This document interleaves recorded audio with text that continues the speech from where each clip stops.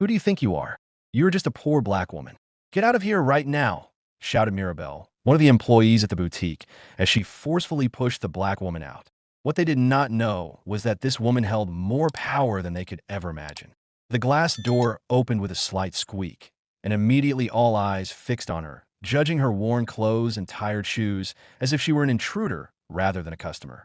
Despite their contempt, she moved calmly, stopping at a display as if the jewelry meant something familiar to her, while the employees mocked her appearance, intelligence, and presumed poverty with increasing hostility, confident she lacked the power to defend herself.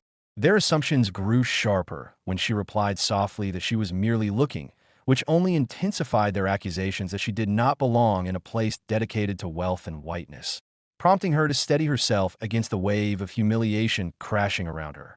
When two well-dressed customers entered, their presence fueled the employees' arrogance, and the strangers quickly aligned with the staff, agreeing that the woman looked out of place, deepening the isolation pressing against her like a wall meant to suffocate her dignity.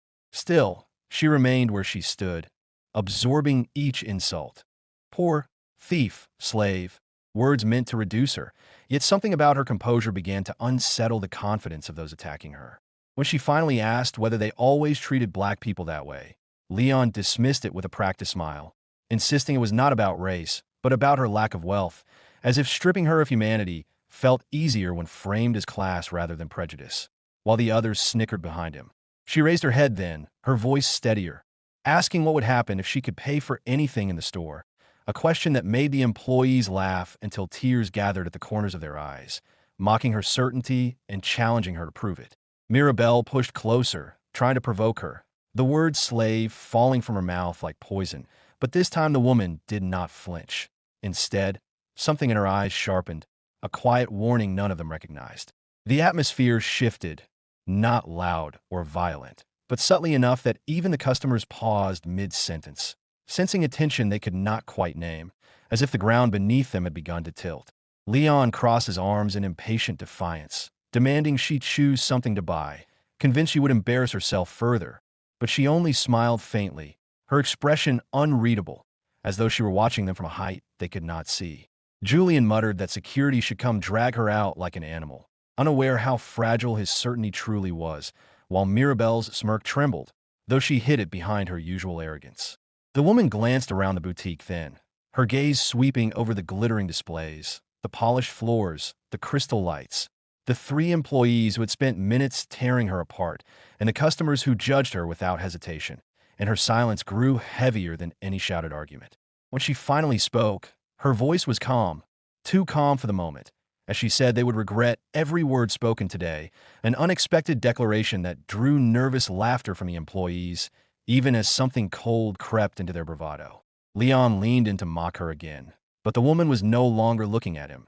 Instead, she turned toward the entrance just as the bell chimed, and a shift in her posture suggested she was waiting for someone, or something, none of them had anticipated. The customers exchanged glances, suddenly uneasy as footsteps echoed from the doorway, the kind that did not belong to wanderers or beggars, the kind accompanied by an authority that filled the room like a rising tide. The employees straightened instinctively, their laughter fading, their confidence thinning, and for the first time since she stepped inside, the woman's smile widened, slow and controlled, as if the moment she had been waiting for had finally arrived, promising that everything that came next would shatter their certainty, dismantle their cruelty, and reveal the truth none of them had bothered to consider. Then the door fully opened, and the real story began. Leon was the first to move. He took a quick, decisive step, his eyes full of the superiority that years of impunity grant. He stretched out his arm, forcefully grabbed the woman by the forearm. "Enough is enough," he spat. "The show is over. Get out. We're not going to allow this store to be filled with garbage." He pulled her roughly, like someone dragging an old sack down the street. Mirabelle watched with a satisfied smile, and Julian simply crossed his arms with no intention of intervening. The black woman stumbled slightly, but did not fall. And then, with a quick, sharp movement, she broke free with a strength they did not expect. "Stop! Don't touch me!" she yelled for the first time with rage. "You have no right to lay a finger on me." Leon was momentarily disconcerted, surprised. He was not used to people like her defending themselves. "And now you're going to yell at me too?" he said, stepping forward again. I'm kicking you out nicely before I call security. Call whoever you want, she said firmly, taking a deep breath. Let's see if you have the courage to explain to them why you're kicking a woman out because of her skin color. You don't understand, do you? Mirabelle interjected, approaching with eyes blazing. You are a nobody. You are a starving wretch. You are worth nothing here. Do you understand? Not a cent. Or did you really believe your role as a customer? The woman drew herself up taller. Her heart was beating fast, but her voice did not tremble this time. What I am is none of your business, she said with a calm that began to chill the atmosphere. But you are making it clear what you are. Every word you say, every gesture, every look betrays you. You are the kind of person who only feels valuable when you have someone to humiliate. Don't talk to me like that, Mirabelle shouted. And what are you going to do? She retorted, her gaze fixed like a knife. Are you going to push me? Hit me? At that moment, a deadly silence took over the place. Julian was no longer laughing. Leon stepped back. Mirabelle clenched her fists, but said nothing. The woman, still revealing nothing, began to walk around the store as if it were her own. Every step, a declaration of war. She no longer limited herself to looking at the jewelry. She touched it, paused, observed details that no one else saw. Her presence was no longer that of an intruder, but that of a queen in enemy territory. What are you doing, black woman? Leon asked, now with a note of doubt in his voice. She stopped in front of a sapphire choker. The same one Mirabelle had said was not for just anyone. The entire store was silent. The customers were no longer pretending to look at the display cases. They watched the black woman with a mixture of discomfort and curiosity. Leon swallowed hard. Mirabelle was pressing her nails against her palm. Julian remained motionless with a frown, as if trying to understand something that was already escaping him. The woman remained in front of the sapphire display case. She bent down slightly, looked at the price. $4,800. Beautiful piece, she murmured. Exclusive design. Limited collection from 2021. Only 10 were produced, and one is here. Curious. She straightened up, reached in her denim jacket, and calmly pulled something out. A shiny black, limitless card. She raised it slowly in the air so that everyone could see it. The type of card that not just anyone has. The type of card that opens doors worldwide and closes mouths. I'll take it, she said, looking at Julian. Can you wrap it, please? He did not move. What? Mirabelle stammered, taking a step forward. The woman turned towards them. There was no longer anger or pain, only a look of steel. Did you really think that a woman like me couldn't afford this jewel? Just because I'm black, because I didn't come in heels or Chanel? It's not that, Leon tried. We just thought. You thought I was a nobody, she interrupted. And you thought that because you are rotten with prejudice, because your world is so small that you can't imagine that a woman like me can have more than just needs. She raised the card again. I didn't come to look. I came to buy. I came to see how you treated people when you thought no one was watching. Mirabelle turned pale. What do you mean by that? The woman smiled.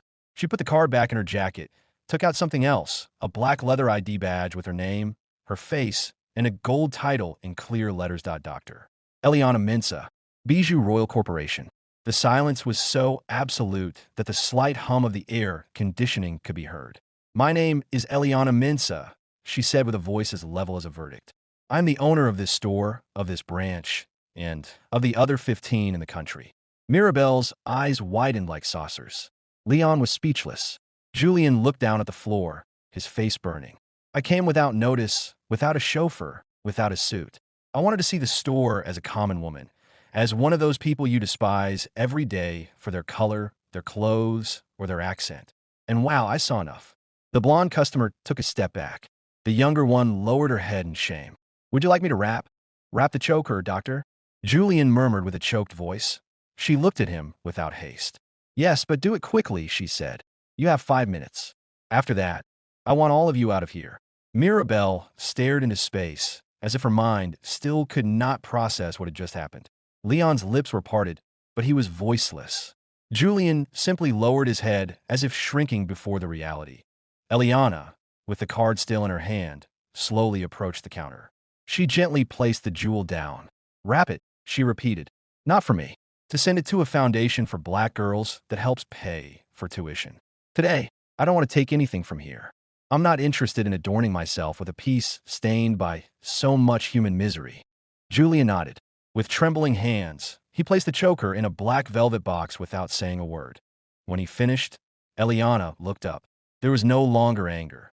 There was authority and something much more devastating: disappointment.